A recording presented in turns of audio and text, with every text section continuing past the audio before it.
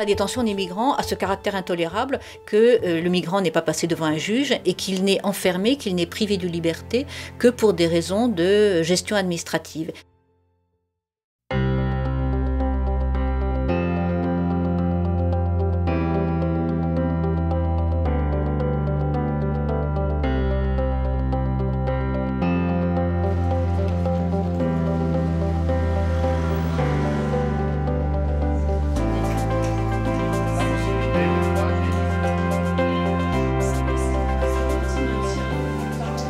More than 90% of this incoming migrants into Europe is coming via Greece, and most of them they come in the northern border between Greece and Turkey. There are about 5 detention centers in the north of the country where people are being packed, overcrowded, no yarding, and mixed population. You have men, women and children all together. People living in very bad living conditions with no access to legal services, medical services, and in general there is no respect for the human dignity of these people. We have 2 detention centers in Bulgaria which could accommodate around 500 people, and there's still problems with the detention conditions and with the rights of the migrants held inside.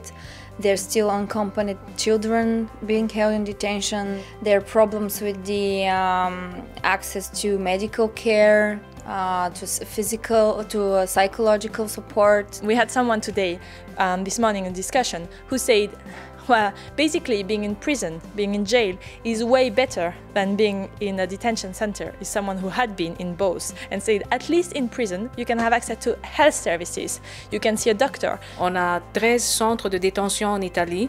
Il y a souvent violation de droits de la personne, il y a violation de la liberté de la personne. Il y a aussi violation pour ce qui concerne la prise en charge juridique, puisque la plupart des personnes viennent renfermer à l'intérieur de ces centres sans pouvoir avoir droit à un procès naturel. The situation in these 2 accommodation centers from Bucharest and Arad is quite good. But the detainee has some psychological problems because the isolation, they don't know why they are there. En España, uno de los problemas fundamentales de los centros de internamiento es que no existe una reglamentación que recoja los derechos de estas personas ahí encerradas y que esto depende, digamos, del Ministerio del Interior. Y quienes llevan además el control, quienes intervienen, son policías, no es personal civil. The UK is a very unusual country in that conditions of access are fairly good. NGOs can go into the detention centres and see and support and advise migrants in detention centres with relatively few restrictions.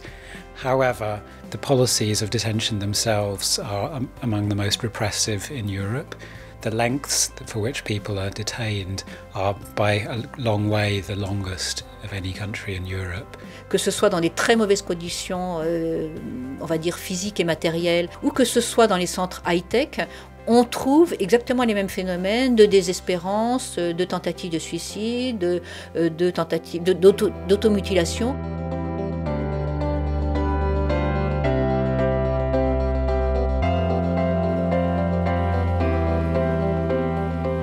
Europe should see itself in the future, where it wants to go and what kind of society it wants to create. And this also means they have to ask the question, how do they want to treat people who come to their shores and looking for a better life. C'est un phénomène qui est extrêmement mal connu, que parfois les habitants d'un quartier à côté duquel est installé un centre de rétention ignorent totalement.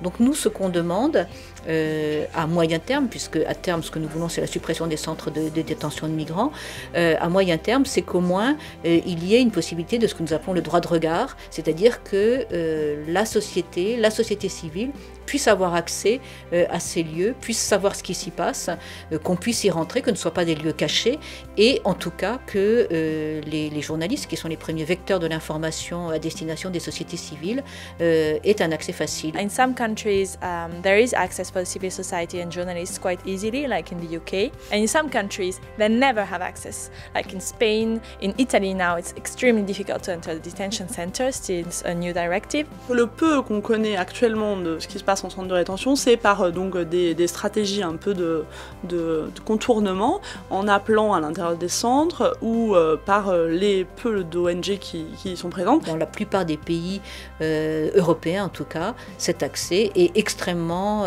compliqué, entravé quand il n'est pas complètement impossible. Surtout que le fait qu'on n'y ait pas accès, forcément ça soulève quand même quelques questions. Qu'est-ce qui nous cache? Qu'est-ce qui se passe vraiment dans ces centres pour qu'on ne puisse pas y avoir accès? What we want to do is to request better access to civil society organizations and journalists so that European citizens are informed of what is done in their name.